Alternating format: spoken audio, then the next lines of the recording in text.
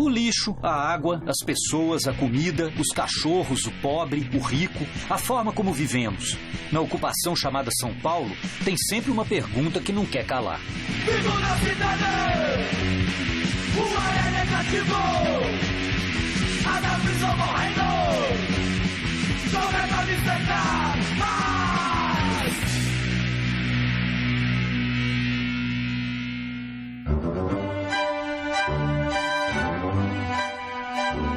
De alguma forma, o ser humano sempre deu um jeito de se drogar. E até outros animais, como chimpanzés e cangurus, moscas de frutas e elefantes, apreciam esse negócio de ficar doidão. Foi aí que veio o Nixon, o presidente dos Estados Unidos, e em 1971 ele cortou o barato de todo mundo, decretando a guerra às drogas. De lá pra cá, queimamos trilhões de dólares sem efeito algum. Um número crescente de pessoas seguiu se drogando e as vítimas dessa guerra encheram cadeias e cemitérios. Diante desse fracasso evidente, Estados Unidos e Uruguai reviram suas posições, liberando pelo menos a cannabis sativa. No Brasil, o STF vota nesta quarta-feira a descriminalização do porte de drogas, uma votação histórica.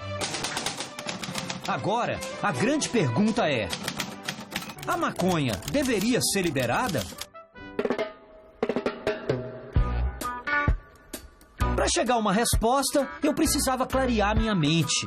Por isso, eu marquei um encontro com o Profeta Verde. Além de ativista da Marcha da Maconha e advogado de usuários presos, o Profeta Verde é adepto de uma igreja em que os fiéis fumam um baseado para encontrar com Deus. Minha ideia era fazer uma consulta espiritual. Eu desejava saber se o mundo seria melhor com a maconha liberada, mais criativo e mais pacífico, ou se ficaríamos chapadões e cheios de larica, bodeados como uma vaca no pasto. Você faz parte de uma religião, é assim que eu devo chamar, ou é uma igreja? É uma forma de espiritualidade. Eu sou muito simpático a uma igreja, que é a Igreja New Bingui do Brasil, que o líder é o Ras Geraldinho. É Rasta? É Rastafari. Uhum. Eu não sou um Rastafari, mas eu tenho muita simpatia. O Rastafari tem muitas coisas bonitas, especialmente em relação ao contato com a natureza, a alimentação, o cuidado com o próprio corpo, com a própria saúde. E esse homem, esse líder, o Ras Geraldinho, ele foi preso, ao meu ver, muito injustamente, porque ele cultivava a maconha para fazer um uso espiritual, um uso ritualístico. Um uso religioso, que é para ela ser um instrumento, uma ferramenta para que a gente abra outras portas de contato com essa natureza e com a própria humanidade. Perfeito. Pô, perfeito, cara. Você trouxe... Você trouxe algumas coisas não para nenhum culto, né? O piquenique, né? Eu trouxe alimentos, né? Trouxe frutas, trouxe pão. Também é uma forma de contato com Deus. E a gente, nas espiritualidades canábicas, a gente procura se alimentar bem em contato com Deus, assim. Que também dá uma larica danada. Dá uma larica, com certeza. Podemos armar aí? Vamos lá, vamos comer. Posso te ajudar aqui? Poxa, com certeza, Fred. Porque esse negócio da larica, né? Quando eu estava pensando nesse negócio se ia fazer bem para o mundo, né? A liberação da maconha, eu ficava pensando nisso. Pô, será que as pessoas vão ficar... O mundo vai ficar mais pacífico, mais criativo, né? Ou vai ficar aquela larica danada? Tudo mais chapadão. Talvez, né? As duas coisas, mas sabe o que eu acho, Fred? As pessoas, elas usam drogas, sabe? Mesmo que não sejam as proibidas, elas usam as que são legalizadas, elas usam o álcool, usam o tabaco, e às vezes usam outras drogas como o McDonald's, a Coca-Cola, a televisão, né? Que a gente está aqui na televisão, muitas vezes ela é uma droga também. Sem dúvida, cara. Então, ao meu ver, Fred, o problema não é nem tanto qual droga a gente está usando, mas a própria forma de usar, né? A gente vive uma sociedade que é muito compulsiva. As pessoas querem usar muito de tudo, quer usar muito carro, quer ser muito bonito, quer ser muito rico, ter muito dinheiro. Aí, eu acho que é isso que dá o problema. De acordo com a Igreja da Maconha, é preciso queimar a erva para encontrar com Deus. E por ser esse entreposto entre o homem lá em cima e a gente aqui embaixo, a maconha deveria ser liberada. Temos maconha, não, né? Mas há também outros motivos mais terrenos que apontam para a necessidade da liberação. A maconha também é um santo remédio. O designer Gilberto Castro, diagnosticado com esclerose múltipla, sabe muito bem disso. Você tem a esclerose múltipla há quanto tempo? Eu tenho há muito tempo. Eu tenho desde que eu tinha 23 anos, em 99. E já estou no grau 7 de evolução à DSL, que é de acúmulo de deficiências, né? Vai até o 10. 10 até é quando a pessoa morre. Então, quer dizer, uma evoluída. Né? Isso, é uma doença que só evolui, né? Quando você consegue fazer uma coisa boa com a doença, você consegue controlar ela. Agora, você estava me dizendo aqui antes que, assim, com esse grau, o esperado era que você não estivesse andando, assim, em 2015. Sim, não, que eu não estivesse andando, assim, os médicos já dizem que eu já era para estar acamado há mais de 5 anos. Normalmente na internet você vê que as pessoas com esclerose múltipla que usam Sativex reclamam por causa dessa demora por efeito, porque na hora que você está com dor você quer que passe rápido a dor, né? Certo. E por isso eu já prefiro usar o método fumado. O método ingerido eu gosto de usar para manter sempre uma boa quantidade de CBD e THC no organismo, né, por causa das qualidades neuroprotetoras e neuroregeneradoras da cannabis, né? Nem sabia o que era, a esclerose era doença de velho, né? Saí pesquisando o que era, sobre o que era. E teve um médico que comentou comigo sobre uns sintomas que eu já estava sentindo, né? Sobre a cannabis me ajudaria a aliviar. Aí foi aí que eu comecei a estudar, que eu comecei a ver, foi nesse momento que a cannabis, na minha opinião, começou a deixar de ser droga, né? Ninguém fala na esclerose múltipla sobre o controle da doença e regeneração da doença, mas são características da cannabis, né? Já sabe que ela faz isso. Existe uma diferença, né, do recreativo para o medicinal. O medicinal você fuma até se sentir melhor do mal-estar que você estava sentindo, né? O recreativo você faz para se sentir legal. Na esclerose múltipla, com quantidades pequenas, eu me viro bem. Tanto que você vê que eu não estou com cara de fumado, não estou com características de ter fumado. Agora, provavelmente, cara, o que você está fumando é a maconha que você compra ilegalmente no Brasil, né? Quer dizer, e consta que isso tem todo tipo de mistura, assim, que às vezes você não tem controle, né? Você não sabe o que é, né? Não, a maconha do Paraguai chega a ser ruim para o consumo humano. Mesmo para medicinal ou não medicinal, né, pela forma que eles fazem, né, não fica bom. O que acontece é que eu estou tendo doações de growers, né? Vira e mexe chegam poucos de plantas para mim. Certo. Que são growers, os caras que plantam em casa. São pessoas que plantam aqui pelo Brasil. Agora, nem sempre isso está acessível e aí você compra da maneira como faz qualquer pessoa que fuma. Como tem dor, né, e aí não vou deixar ficar com dor, né, uma hora que eu tiver sem eu pego do Paraguai mesmo, né. E, na verdade, são essas as horas que normalmente a esclerose múltipla dá avançada.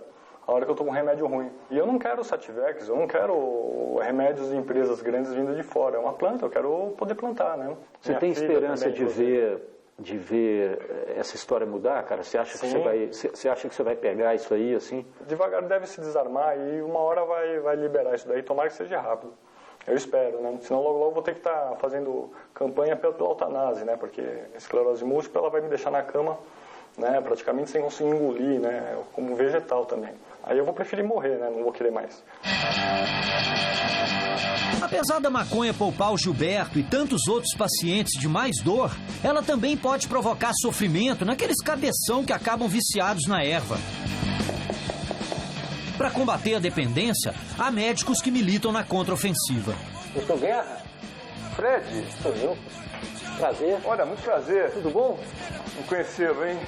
Prazer. Como vai? Tudo bem? Bem-vindo. Este é Arthur Guerra, um dos principais psiquiatras do Brasil especializado em dependência química. A maconha vicia, ela não vicia todo mundo que faz uso dela, mas ela vicia aproximadamente 1 em cada 10 que começa a fazer o uso.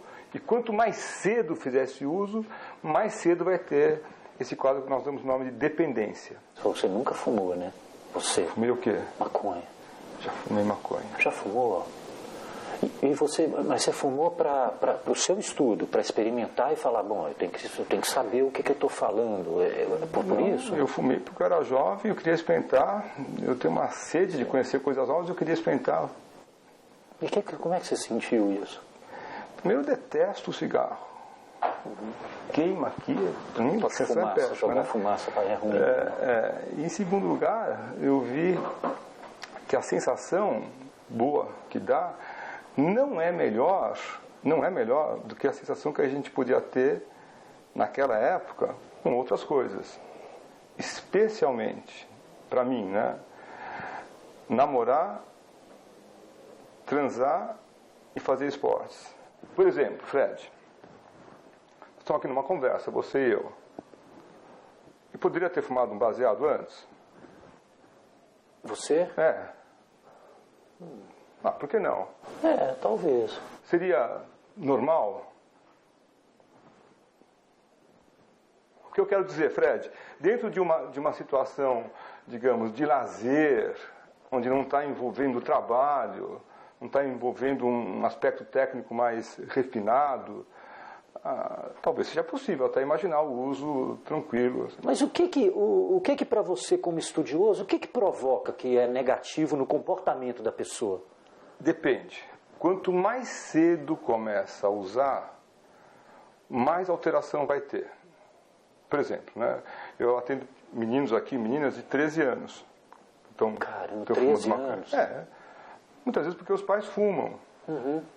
E os pais não veem maldade, não veem um problema que o filho queira fumar. Ou muitas vezes tem aquilo, né? Não, se quiser experimentar, experimenta aqui. Experimenta em casa, rua, sob a minha supervisão, eu fumo com a sua mãe e eu quero. Se você tiver que fumar, que fume do meu lado. Fred, de verdade, acho que a intenção é boa. Não é legal? O resultado é um desastre, né? Porque esse menino de 13, 14 anos que começa a fumar maconha, ele 100% das vezes, 100%, ele acaba tendo um rendimento na escola pior do que os outros. Ele começa a agravar menos os estímulos do meio ambiente, então ele tem as alterações de memória comuns, né? Para quem já tem alguma dificuldade, Fred, para quem já tem, assim, os pais estão se separando, né? Uma ansiedade, ou com 14, 15 anos, o rapaz se sente inferior, feio. Que é comum, né? Um momento da vida complicado. Transição. Ele vai passar essa transição apoiado numa bengala que é a maconha. Eu sou favorável a normatizar comportamentos que existem já. Por exemplo, maconha para menor de idade, maconha para menino de 13, 14 anos que eu trato aqui. Eu não sou favorável. O que eu estudei na medicina não me permite falar, tudo bem. Para mim não é tudo bem. Essas mudanças, elas devem vir, na minha opinião, Fred, depois de a gente ter dados objetivos, de que nós possamos ter números, que a gente possa falar, mas olha, causa mal, tá bom. Quanto mal que causa, vai? Causa bem? Ou não é tão ruim assim?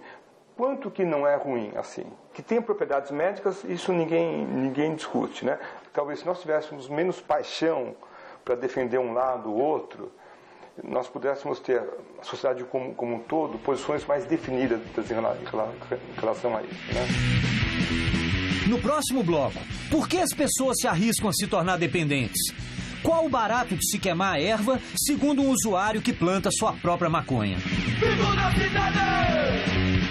Debulhar o trigo, recolher cada bago do trigo. Eu estava atrás da resposta a uma pergunta polêmica, mas inevitável diante do fracasso da guerra às drogas. A maconha deveria ser liberada? Muitas vezes, a discussão sobre as drogas deixa de lado um aspecto óbvio, mas envolto num certo tabu. O fato é, as pessoas se drogam porque é bom, se fosse ruim ninguém queria. Quando depois de um baseado a pessoa se sente viajando, em geral não é uma viagem para Osasco, é uma excursão de primeira classe. Em suma, a droga tem o seu atrativo e é por isso que o ser humano gosta de um mato queimado. E aí, Fred? Opa, velho. Como você tá, meu? Tudo bem? Beleza, você? Também, Beleza. tranquilo. Rapaz, ô velho, eu sei que é um pouco complicado de aparecer, né? Tipo, É meio sujeira aparecer assim a cara. Aí, velho, eu trouxe umas máscaras, assim, minhas máscaras de carnaval, cara. Mas mesmo. se, assim, aí se você quiser escolher uma delas, ó, acho que fica mais fácil da gente trocar uma ideia. Isso aqui eu vou ficar feliz com esse dog aqui. Com esse dog aí? Acho que tá... Pô, beleza. E aí eu vou com essa, velho, pra você não ficar aparecendo. Sabe quando você tá só você fantasiado na festa fantasia? Tranquilo. Né? Aí eu vou com essa, então. Beleza, então. Qual que é o barato, assim, cara, de fumar velho? O que você sente que te dá prazer?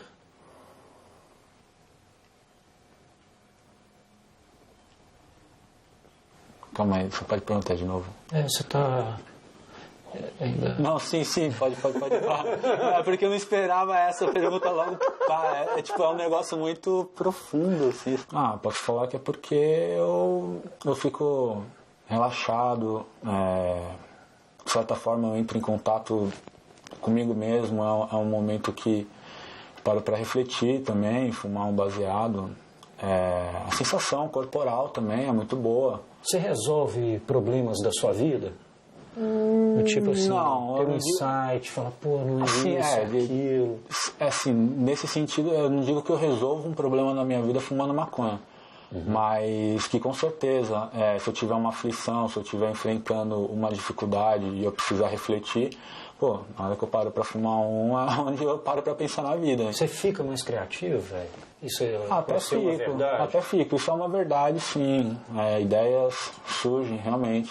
Hoje, como eu cultivo, às vezes eu tenho a opção de escolher que tipo de maconha eu vou fumar. Se eu vou fumar uma maconha mais sativa, uma genética mais sativa, que é uma genética mais eufórica, a pessoa fica mais ativa. Te dá uma disposição. Te dá uma disposição. Ou, às vezes, também rola eu poder escolher uma índica, uma genética mais índica, que é uma genética mais corporal. Aí, de repente, eu vou sentir uma preguiça maior, uma vontade de ficar mais no sofá, jogando... Mas às vezes é isso que você está precisando. Exatamente, às vezes você está precisando. Ô, bicho, há quanto tempo você não tem que recorrer a um traficante, a buscar na boca? Sinceramente, há uns 3 dias. 3 dias? Se eu disponho a correr o risco ter as plantas em casa para fumar um bagulho de qualidade, é um usuário crônico, digamos assim. É um usuário que fuma todo dia, fuma mais de baseado por dia. Então, para sustentar essa cabeça vai muito fumo. Mesmo nas minhas melhores épocas de cultivo, ainda assim eu tenho que recorrer ao tráfico, infelizmente. Eu canto assim porque eu fumo maconha. Por causa do prazer que o tóxico pode proporcionar, a guerra à droga tem sido uma luta inglória. Um de seus efeitos colaterais é a superlotação das cadeias brasileiras. Somente entre 2005 e 2012, o número de detentos cumprindo prisão por tráfico aumentou 320%, fazendo da população carcerária do país a 4ª maior do mundo. É uma lei não mais eficiente do que enxugar gelo, já que o mato continua sendo queimado normalmente, junto com toda a dinheirama que mantém cadeias e tribunais. Por isso, existe no Congresso um projeto de lei do deputado Jean Willis, do PSOL, para regulamentar a produção, a industrialização, o comércio e o plantio individual da maconha. Mas no meio do caminho tinha uma pedra. Tinha uma pedra no meio do caminho. E não era uma pedra de crack, mas o deputado Jair Bolsonaro, o caretaço do Partido Progressista, que milita contra maconheiros, homossexuais e comunistas. Alô? Alô? Opa! Grande Bolsa! Cara, parece comigo, rapaz. Tira essa barba aí, esse cavanhaque aí. Ô, rapaz, mas não posso não, ué. Eu não posso não, que eu tenho tendências de Che Guevara. Che Guevara? O quê? Che Guevara? Che Guevara? Ô, que isso, meu? Deputado, vamos liberar a maconha no Brasil? Quando você fala em maconha, pinta na jogada também, cocaína, pinta crack, começa um vale tudo, vamos assim dizer. Ô, deputado, o senhor não está contra a liberação por causa do Jean Willis, não? Porque um dos projetos é do Jean Willis, né? E vocês não se bicam muito, né? Eu falei com ele que ia conversar com você, ele não quis mais conversar comigo, cara. Ele é um cara que realmente não aceita o contraditório, né? É só o que ele quer, tá ok? Não tem nada a ver, no meu entender, o autor do projeto nesse caso. Simplesmente as nossas ideias não batem. Certo, o senhor nunca fumou maconha, ô deputado? Eu não fumei nem cigarro de paia na minha vida, falou? Ô, rapaz, mas que é isso? Onde é que você tava na hora que o pessoal tava fumando? Eu tava estudando, por isso que eu tô aqui e você tá aí. Mas até o Fernando Henrique, que estudou pra caramba, né? Ele fumou maconha, né? Só que ele não tragou, lembra que ele falou isso? Fumou, mas não tragou? Ele agora tá aí fazendo palestra no mundo todo, né? Não é igual o Lula, ganhando 200 mil, 300 por palestra, mas tá pregando aí a legalização da maconha e diz aí a palestra dele que pode se arrecadar impostos. Vai arrecadar impostos. Então a maconha fica mais cara, porque hoje em dia, em toda a cadeia de produção e consumo, até o consumo, né? Você não tem que pagar aí INSS, não tem que pagar imposto, então tá na cara que legalizando vai encarecer. O que é pior, hoje em dia com o avanço da ciência, ela será geneticamente modificada para que ela seja mais viciante do que normalmente é. Você não tem vantagens para o consumidor de maconha, tá ok? E por outro lado, quando você fala em drogas, o elemento em abstinência, ele procura uma maneira de satisfazer a sua vontade. E muitas vezes ele precisa de dinheiro para tal, daí mais facilmente ele entra no crime. Rapaz, mas ninguém sai assim fazendo essas loucuras todas por causa de falta de maconha, não? Isso aí é com crack, Bolsonaro. Rapaz, você não fumou, aí você tá achando que é tudo crack, cara. Maconha, o cara fica calmo, fica parecendo o Eduardo Suplicy. Ô Bolsonaro, se você fosse convidado a experimentar um baseadinho só pra você ficar mais ciente do que é que nós estamos falando, você toparia um convite, por exemplo, lá do Mujica? Eu quero saber se você faria um convite. Ué, rapaz, mas aqui é crime, né? Como é que eu vou fazer? Eu vou te fazer um convite dele, você é preso, cara. Eu ia convidar você... Só se a gente for pro Uruguai, pô. Queimar a rosca pra ver se é bom ou não. Queimar a rosca? Ei, Bolsonaro, mas você vai acabar... dessa maneira você tá fazendo apologia à queimação da rosca, cara. Você vai ter problema aí entre os seus seguidores, cara. O PB pode aí papar essa tese. Você já viu que não vai votar em mim para presidente. Se for esse deputado Jean Wilson, vota nele, tá certo? Entre eu e ele, tu vai votar nele porque ele é favorável a liberar a maconha, é isso? Olha, não é só porque ele é favorável a liberar a maconha, não. Eu votaria nele. Mas agora eu fiquei com raiva porque ele não quis me atender aqui no Skype, bicho. Aí eu já tô repensando, sabe? Mas você também não vou votar não, cara. Vou votar você de jeito nenhum, cara. Talvez só se fumar maconha mesmo. Eu fumar muita maconha. Aí eu vou lá e erro. Pá! Acerto outro número na urna. Se eu quiser fumar, eu fumo. Embora as ideias do Jean Willis pareçam modernas demais para um congresso que abriga Bolsonaro, a bancada da bala e da Bíblia, liberar a maconha é mais velho do que andar para trás.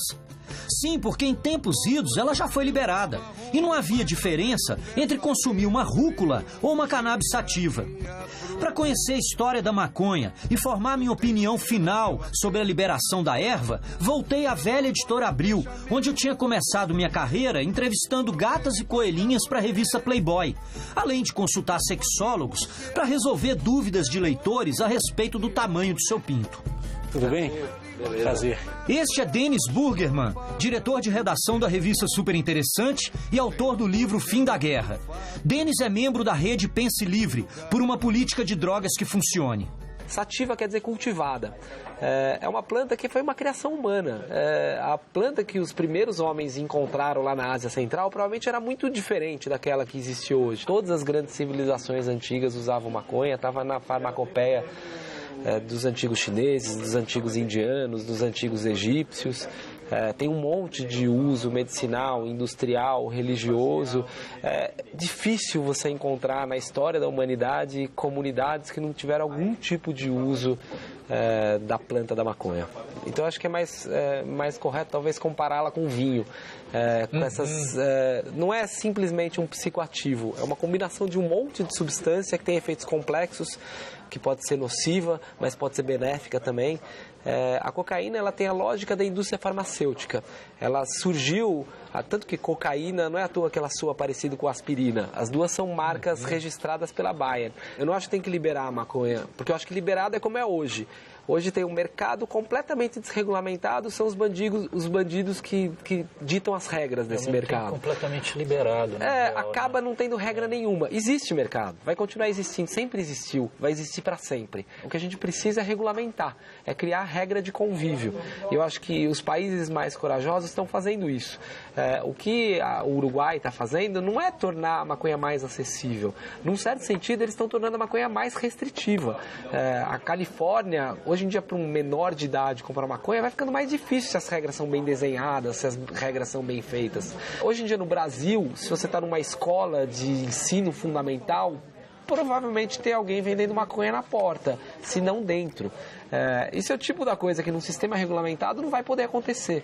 Hoje está muito claro, a proibição causa mais dano social do que a própria maconha. Na prática, eu já estou vendo, eu acho que tem uma mudança de percepção sobre o tema, uma mudança no debate, que é muito profunda. A sociedade amadureceu demais na compreensão desse tema. Por exemplo, o CBD, que é uma das substâncias tiradas da maconha, foi legalizado ao longo do ano passado. A gente aqui na Super teve um papel nisso, foi um assunto que a gente abraçou, e a política mudou em um ano. O uso medicinal está sendo mais tolerado. Acho que as mudanças vão ser graduais, mas assim, regulamentar um mercado legal, eu acho que eu vou ver muito nas férias, vou ver em boa parte da América do Sul, vou ver no Chile, no Uruguai, na Argentina, nos Estados Unidos, na Europa inteira, antes de ver no Brasil. Vou apertar, mas não vou acender agora. Simbora, gente. A maconha deveria ser liberada? Não, ela já é liberada. Você compra em qualquer boca de fumo, na esquina, na porta da escola, podendo ser baleado pela polícia ou pelo traficante. A maconha tá liberada. O que ela contém nunca se sabe, mas tá liberada. O que é preciso é regulamentar seu comércio, impedindo que as crianças e os adolescentes tenham acesso a ela e gerando impostos para tratar os dependentes da droga. Regulamentar não é liberar, ao contrário, é estabelecer as restrições e impor o consumo consciente. Chega de matar e morrer, e de lotar a cadeia, e de gastar montanhas de dinheiro apenas para enxugar gelo.